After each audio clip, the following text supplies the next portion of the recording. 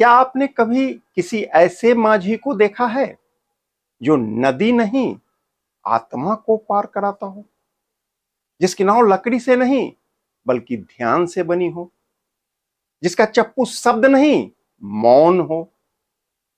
आज की कहानी उसी रहस्यमय माझी की है, जो हर दिन उस यात्री का इंतजार करता है जो दिखता तो आम है, लेकिन भीतर ही भीतर अपने ही अंतर्द्वंद के सैलाब में डूब रहा होता है।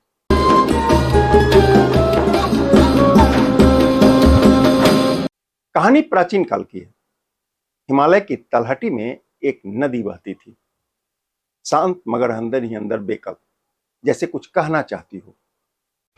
उस नदी के किनारे एक बूढ़ा माझी रहता था।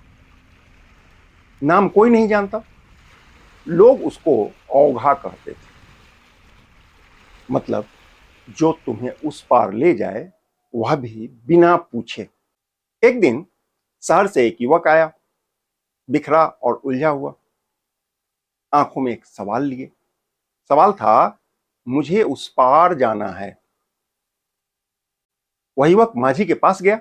युवक बोला, मुझे नदी के उस पार जाना है। माझी मुस्कुराया, बोला, बहुत लोग आते हैं, नदी के पार जाने की बात करते हैं, पर कोई नहीं जानता कि वह नदी को क्यों पार करना चाहता है। युवक बोला, मैं थक चुका हूं, खो चुका हूं। मैं सिर्फ इतना जानता हूं कि मुझे नदी के उस पार जाना है। माझी ने सिर हिलाया, बोला, ठीक है, पर मेरी एक शर्त है। माझी बोला, इस नाव में तर्क नहीं, समर्पण चाहिए। मेरे नाव पर जो चप्पू पकड़ता है वह डूब जाता है, लेकिन जो नदी के बहाव को आत्मसात कर लेता है वही पार हो जाता है। युवक ने माझी की शर्त को स्वीकार कर लिया।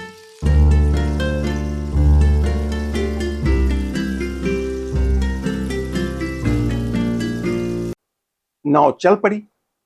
कुछ देर तक सब कुछ शांत रहा। फिर अचानक नदी मचल उठी, लहरें चलने लगी। युवक घबराया। उसने माझी की ओर देखा, पर माझी आंखें बंद करके मौन में डूबा था। युवक चिल्लाया, वह बोला, हम डूब जाएंगे, कुछ करो। माझी ने आंख खोली और धीरे से बोला, हर बार तुम ही कुछ करते हो, इसीलिए हर बार तुम डूब जाते हो। इस बार खुद होने दो। माझी के शब्दों में विश्वास था, संयम था और उम्मीदें भी। डर के मारे युवक ने अपनी आंखें बंद कर ली। उसकी सांसें थमने लगी, लेकिन वह शांत बैठा रहा। न नाव संभाली और न ही दिशा का निर्धारण किया, बल्कि खुद को बहाव की दिशा में छोड़ दिया, बहने दिया।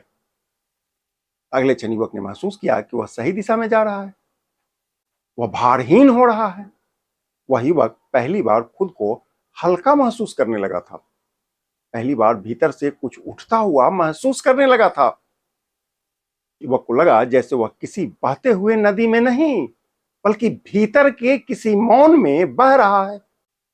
कुछ देर बाद जब युवक ने अपनी आंखें खोली, वह नदी के पार जा चुका था।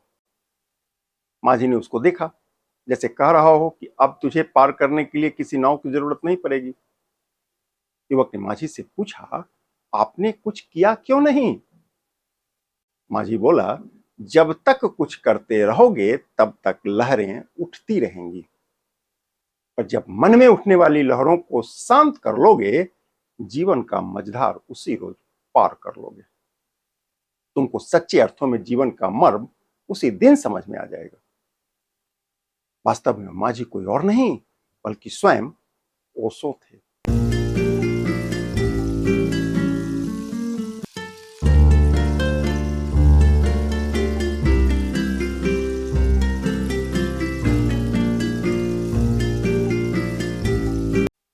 ओशो कहते हैं कि जो जीवन को तैर कर पार करना चाहता है वो अक्सर थक जाता है, और जो बह जाना सीख जाता है वह अक्सर पार कर जाता है। कहते हैं कि ओशो भले अब हमारे बीच नहीं रहे, लेकिन जीवन रूपी नदी के किनारे कोई ना कोई औघा आज भी बैठा है, इस इंतजार में कि कोई तो आए जो तैरते तैरते थक चुका हो।